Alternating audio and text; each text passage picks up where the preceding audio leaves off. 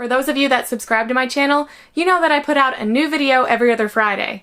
But I just put out a video last week, so what am I doing here?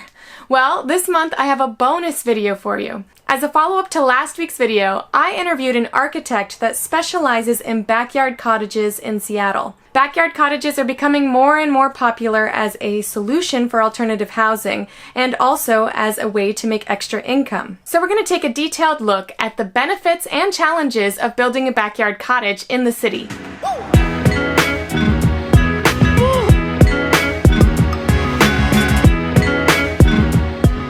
My name is Bruce Parker, and I specialize in design of backyard cottages. The cost of housing in Seattle is very high. It's increased very quickly, certainly since the recession. And, of course, Amazon has increased their footprint in Seattle, but that's not the only reason that Seattle is a desirable place, an inexpensive place to live. When I started out in 2009 is when the city went citywide with the backyard cottage ordinance that allowed people to build backyard cottages. And since that time, people have been doing it in increasing numbers. But when I started out, people mostly built for a family member, an aging parent, a couple siblings with disabilities, where they wanted some independence, but they needed to be close. And at that point, there was probably maybe 10 or 20% of people were building thinking as a rental possibility. And since that time, it's almost reversed. So now it's almost 20% building for a family member and maybe the 80% building as a rental. People use them different ways over time, and they plan it that way. So we're going to use it short-term rental now. Eventually, mom's going to move into the backyard. Maybe later we're going to retire. We're going to move into the cottage and rent out the house. Now in the city, there's, I think, 500 some odd cottages that have been built.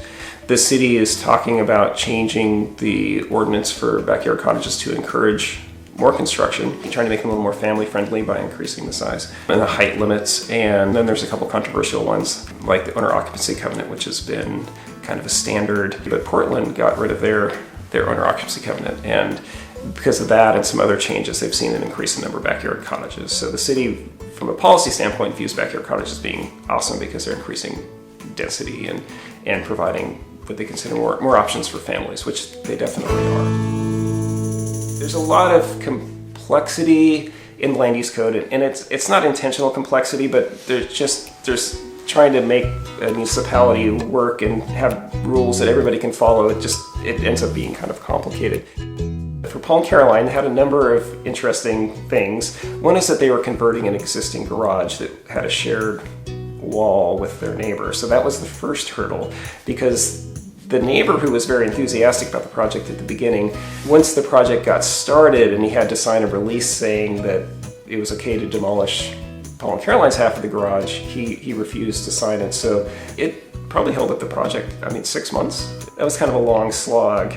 And then beyond that, we're trying to maximize what we can, getting the most height, getting everything, and getting the most lot coverage. So there's a lot of things that are regulated by the city that we just kind of ended up juggling around playing with. There's a lot of things that you kind of look at the house and you think, I wonder why they did that. And there's a lot of things that were done that way because of the land use code. It is difficult to work with the city in a way, but on the other hand, it's just a big bureaucracy. So as long as you follow the rules and you understand the rules, there's a lot of opportunity there, but it certainly seems daunting. And it often doesn't make sense. And it certainly doesn't make sense if you look at it from the outside, but once you've been working with it for a long time, you kind of understand the intent. And usually there's good solutions to problems. It just might take some patience.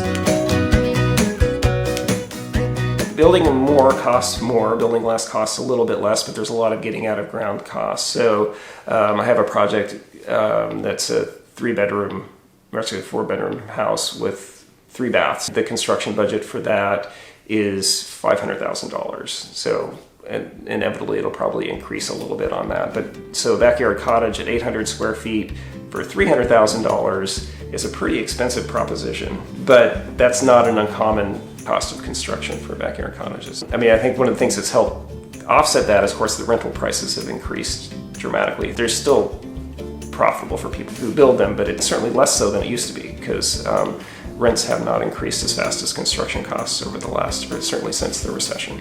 They can cost less. some people do some of their labor. I mean, Paul built his cottage for much less than that, but you know, he of course did all the labor himself. He was very resourceful in finding reclaimed materials and things like that.